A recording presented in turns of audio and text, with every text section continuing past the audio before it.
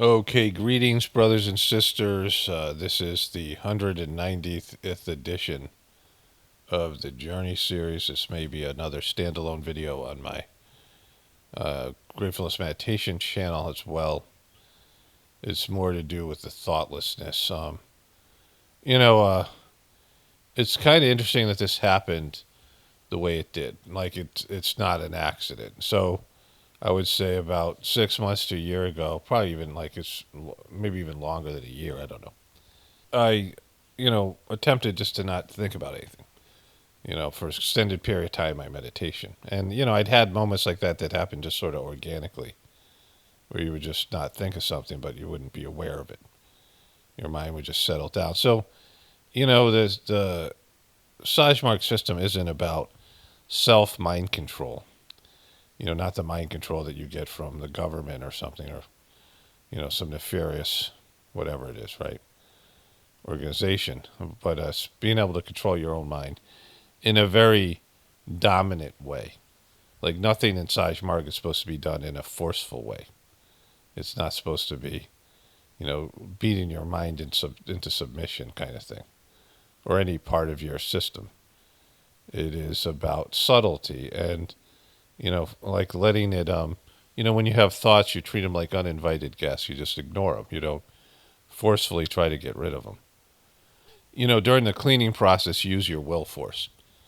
You set your will, and there's things in the system where you set your will, and then you use subtlety to achieve the manifestation of that, suggestion and things, right? And it's all happening on an abstract level. But mostly it's working to be in the flow.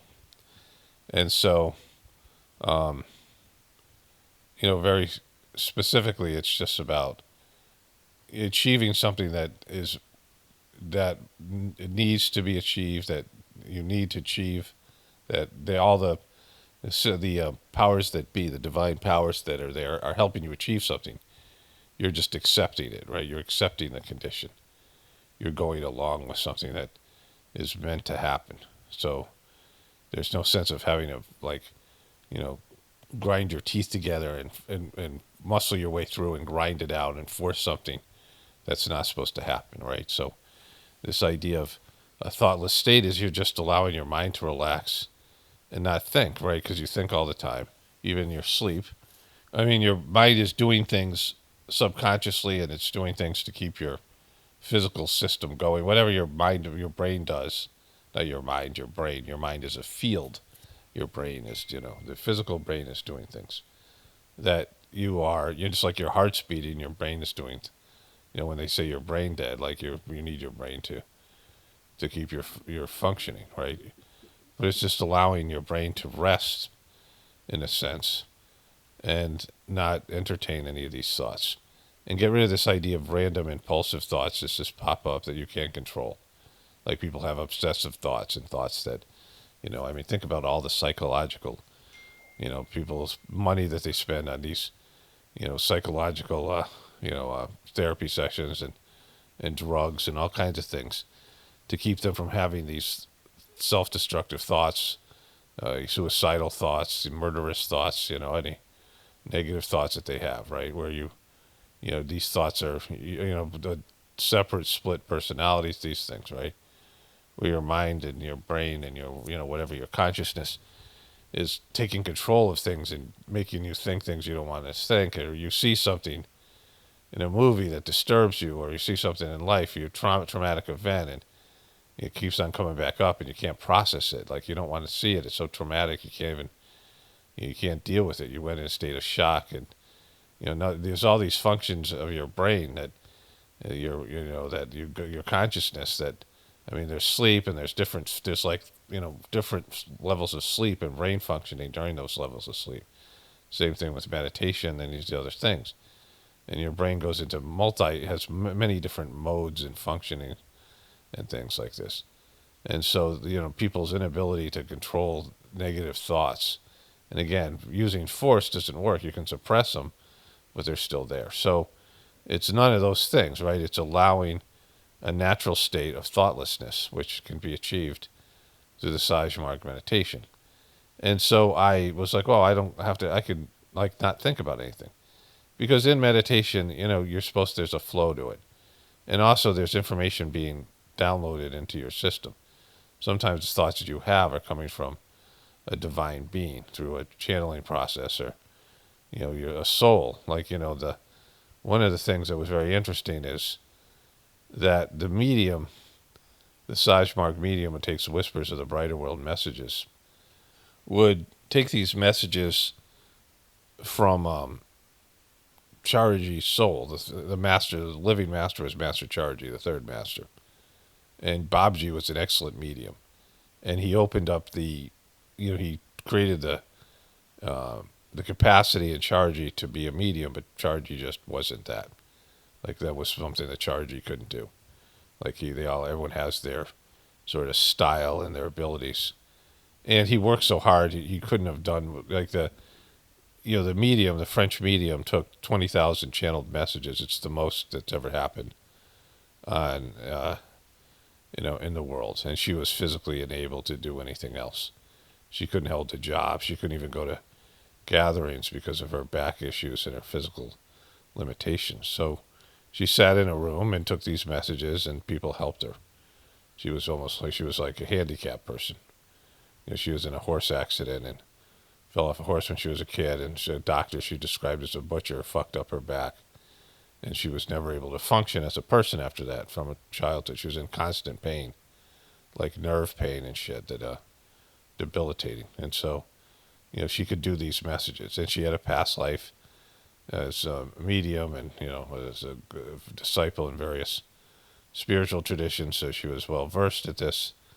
And so Charji's soul would come to her and give her messages, and the messages were called SE, spiritual entity. And then Charji would be sent a message from his own soul, right? So, I mean, there's all these functions that are going on. There's layers of consciousness. And so in that, you are not supposed to be in a thoughtless state because ideas come to you during meditation. Like, there's messages and things and, whatever. Inspiration, that's where a lot of my content comes from, is this process, not just through meditation, but through, when I walk, is like a walking meditation, or, when I start talking, like, just information flows through. And so, it's not thoughtlessness isn't the goal. And so I didn't really press it. And I didn't have, many thoughts during meditation to where it was like, I thought it was a problem. But sometimes I would lose focus, oftentimes on, the divine light in the heart idea, or the meditating on the form of the master, whatever it is, the object of meditation, the heart. Like, sometimes I would not be so focused on that. More so in, the early years, it was definitely more by the book. But later on, it just became closing my eyes and see what happened, connect to the source. I mean, the important part here is that connecting to the Sahaj Marg system and the divine master that's present. Without that, there's no reason for me to meditate. The cleaning and transmission and the services and the whatever Sahaj Marg is on various levels of consciousness, it's the only reason I'm doing it, because the system is so effective. Otherwise, it's, just poking around in the dark and doing things without any sort of guidance, which can be disastrous and at the very least ineffective. So I would, we all meditate anyway. Like, meditation is just a natural state of your brain and your consciousness goes into. Just like sleep, you can't avoid a meditative states. But to meditate as a purposeful thing, there needs to be something to meditate on, and there needs to be a process that is, relevant to the spiritual evolution of your soul, right? And the Sahaj Marg system provides for that. And so, I have had moments of thoughtlessness over the years, and that's a part of it. Like, it's very helpful in different ways. But I hadn't really worked on that. And so when I did it, and I was able to do it based on the, training of the Sahaj Marg system, I was like, oh, that's good. Like, I can, just do that. And I, maybe dabbled in it for a little bit, over a period of time, but like, it just didn't stay. And thoughtlessness can also be holding a thought. Like, in the Sahaj Marg system, you give a suggestion and then you can just shift into a abstract consciousness where you're not, having physical reality thoughts, like the kind of thoughts you just have on a day-to-day basis.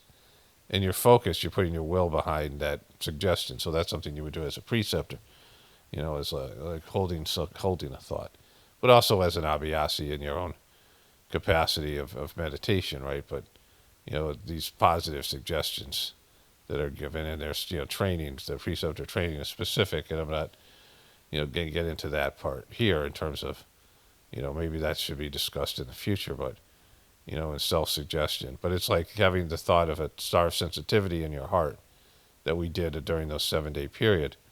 The idea would be like, you have the thought of there's a star, and it's illuminating my heart. It's, growing in my heart region. And then you just shift into a lower, a deeper level of consciousness where you're not thinking that thought. Also with the 9 o'clock prayer. All my brothers and sisters are filled with love and devotion, and real faith is growing stronger in them. And then you're holding that thought, like in an abstract way. Not thinking of the words disappear, but the idea that's there. And then it becomes more and more subtle. Then it's the merest suggestion. The suggestion that God gave to create the universe was of the most subtle, merest, the less words are, too heavy. Like, so you start off with words, and then you move to a deeper level of consciousness, pushing that, not pushing because that's force, but using your will force to manifest that, right? Where you're putting energy and connecting your inner abilities to process and manage something. So you have the suggestion, all my brothers and sisters are being filled with love and devotion, real faith is growing stronger in them. And then you hold that, and you let it go to deeper levels, and the transmission is involved, and there's a flow to it, right? And so, this, one of my viewers sent that quote, which was helpful in the meditation book, which I read from Charji in my last video about this, and my last journey series. The end of the last journey series, and it's a standalone video on Gratefullness meditation, and also it's at the end of my last video, where it's a quote from my master, which quotes Babaji in a conversation, where Babaji said that being thoughtless when the moment of death is important. And so that's also to do with this video. This will be a standalone video that'll be in that playlist. So the idea that you're training yourself to be thoughtless at the moment of death, where you don't have a thought about some, and I don't want to put any suggestions out there in this video, where you don't want to have thoughts about any random thoughts or anything that would pull you back into physical life, like some attachment. You're just, being completely blank slate as you process through the death process, which will make your death so much better, and in terms of your going to where you need to go, where you're free of any last minute attachments that might pop into your mind. And so that training needs to continue, and I am working with this. Now I've been doing this for at least since Wednesday. Today is Saturday, April 19th, so probably Tuesday I think I started, working on this and doing it in my 9 p.m. prayer. I did it last night in the in the individual sitting from Master. And not that it's, it was a half-hour sitting. I would say 95% of it was thoughtless.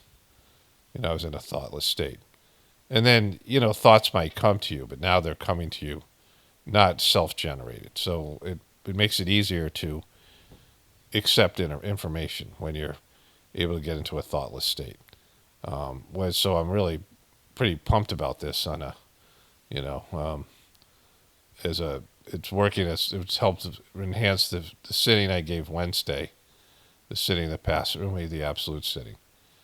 Being able to be thoughtless for most of it, especially for that, because it's the suggestion you're giving as a preceptor about connecting the abhyasi directly to the absolute. And so, the way that this all unfolded, I feel like it was meant to be. It definitely was meant to be, because it's having a profound effect on my abhyas. And I don't know how long I'll work with this, where I'm really focused on it. It'll probably just come and go more naturally. But really, it'll be a part of my meditation from now on, where there'll be some, some conscious effort to get into a thoughtless state, and also preceptor, doing preceptor work. And what it's removing is random thoughts that are distracting in meditation, that just come in and are, you know, um, take you away from what you're supposed to be focusing on. And that's, again, not forced treating them like uninvited guests. You just ignore them. You cut off power to them, that you don't indulge in them. You don't, you don't focus on them, and you don't give them you don't put any power in them, even as a power of resistance. You're just going back to just not thinking. It's like you're flipping a switch and allowing the process. And I don't know, like some of these things you're supposed to do for a little bit. Like constant remembrance, if you do it for a week, the idea that God is doing everything for you, through you, and God's having this experience and you're just participating in it. That you're, everything is God, and everything that you're doing is coming from the divine, and this idea that it's the divine master that's doing it for you and through you. And like that's, constant remembrance. You're constantly remembering God, the divine master. So like the idea would be the master is making this video and not me. The master is eating this food and not me. Like it's, we're doing it together. Like the master's, you're remembering the master, having him, God, divine master is God, and the divinity within you and your soul. And that you're just participating in it with your soul, with the divine master. And the physical master would be the representation of that, right? And so, this is a process like that. If you practice constant remembrance, like legitimate constant remembrance for a week, you really work on it, it becomes automatic. It becomes something that you do automatically. You can't stop doing that on some level. It becomes more subconscious and things. But this idea that the master is there, and, that this idea that you're a part of God, and that your life is God's. It's no me. There's no individuality, or, there is an individuality, but that it's still within the framework of we're all connected and we're all working through and with God and for God, and we're all participating in this divine, manifestation of the physical earth, and then our spiritual essence. So towards the end of his life, Charji, and I should find this talk. I listened to it recently. I think it's in the Sahaj Marg channel. But he talks about how he'd wake up and he didn't know who he was or where he was. Like what was he doing? Like he was like an innocent child waking up in an old man's body, right? Like he was lost sense of, self in a sense, right? The egotistical self. So, all these things are, important. Like, you're merging back in the source, and you're losing your physical bodily identity. And it's, this is a part of that. So this happened in a very naturally organic way. And it's really transformed my meditative practice, only in a few days. And it's, and it was there. I mean, it was something I probably could have done 10 years ago because of just the meditation you learn to, and again, control is not, I don't like the word control for obvious reasons, but control your thoughts, like in a non, like clenching your fist type of way. It's not like that. It was a more of a relaxing process. And, like I can deepen it. Like when I'm putting some effort into it, I can notice that I start to breathe harder. Like my breath changes, like I'm actually exerting some effort. And then if I relax my breath, it goes even deeper, right? And it gets more subtle. And so, it's teaching people to meditate and teaching yourself to meditate is difficult. And that's why the Sahaj Marg system says just start meditating and it'll come to you. And everybody has these epiphanies. Like Master Charji was editing Babaji's voice reel, and this was talks and little, excerpts of Babaji's, some of his teachings and things that were all put together in like a book format, messages that he gave at gatherings and other things. And he wrote somewhere that Charji read this, or he said this to somebody, or I guess he wrote this. I never thought that anything that was my master's was not also mine. And Charji said he had read this a few times, but it just registered to him this idea. And he took this idea to a deep level. And he said, my spiritual progress started and ended on that day. Like it was his big moment, which made him the Babaji's successor. That everything that the master had possessed was also yours, the divine master and the physical master. And so, like a father, like the traditional father-son relationship, where that would be a part of that. It's not so much now with kids and their parents, and there's more selfishness. But in old traditional settings, the children to feel like everything that their parents possess is also theirs. But this is a spiritual, ideas like spiritual wealth, like everything that the master has achieved is also achieved. It's ours to achieve as well. It's all ours for the taking, right? Not in a taking way, but in a, it's there for us. It's there. Everything that, it's a different idea in the Sahaj Marg system, that there isn't one guy and you worship that one guy. It's that you're supposed to become that. You're supposed to, everything that's the master of the Sahaj Marg system achieved is also yours to achieve, right? Once Charji came up to the gate, like there's a gate or a fence around, a metal fence, like, it was like high. It was like, 5 feet, 6 feet tall, probably taller than me, a little bit taller than me, 7 feet tall. And it had, I think, spikes on the top of it, like you couldn't really climb over it. And he would be inside sometimes in his garden in the master's quarters. And people would sit out at the front gate trying to get in to see him. And they'd let people in from time to time. And sometimes they let everybody in, and Charji would just be sitting there with all the people. He made himself available, probably the most of any of the three masters. And, whatever Daji's done is same.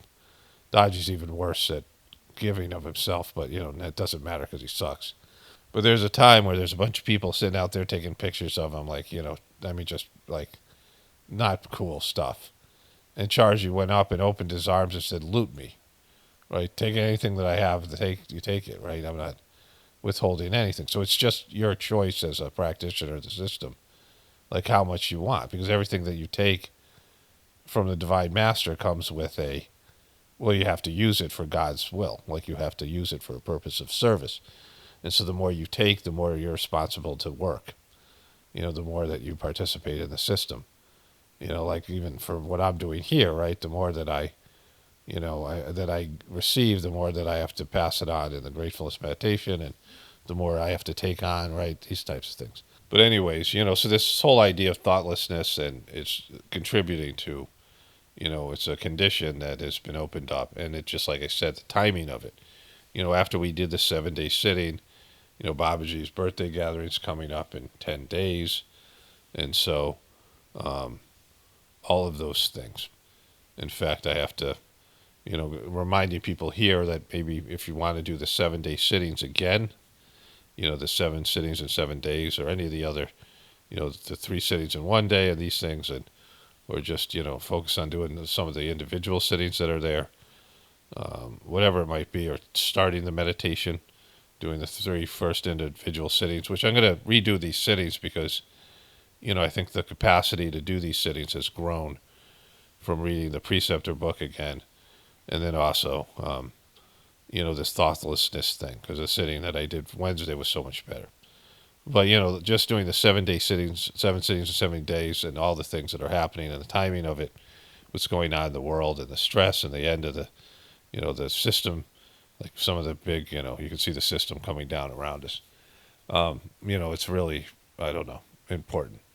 And so I'll continue to talk about this thoughtlessness stuff during this journey series, the 190th. This will be, the last one was an introduction to that, where I talked about the end, the audio at the end. I'm going to put that audio here, that, just because it'll all be in one video.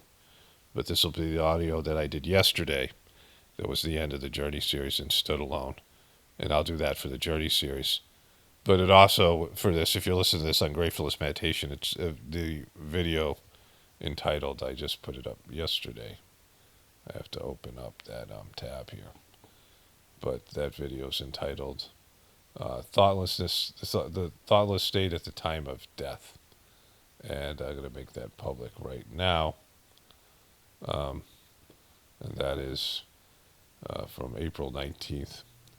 And that's also a part of the playlist on the Gratefullness Meditation channel of the these are sittings and things preparing for death.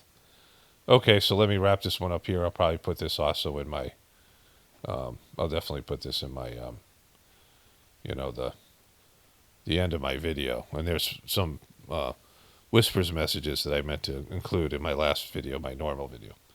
So that'll all be here. Yeah, so that's it. Only spirituality will save this world. It's Paul Romano, definitely reporting from the Apocalaughs. And the Ascension, everyone have a blessed day and be grateful.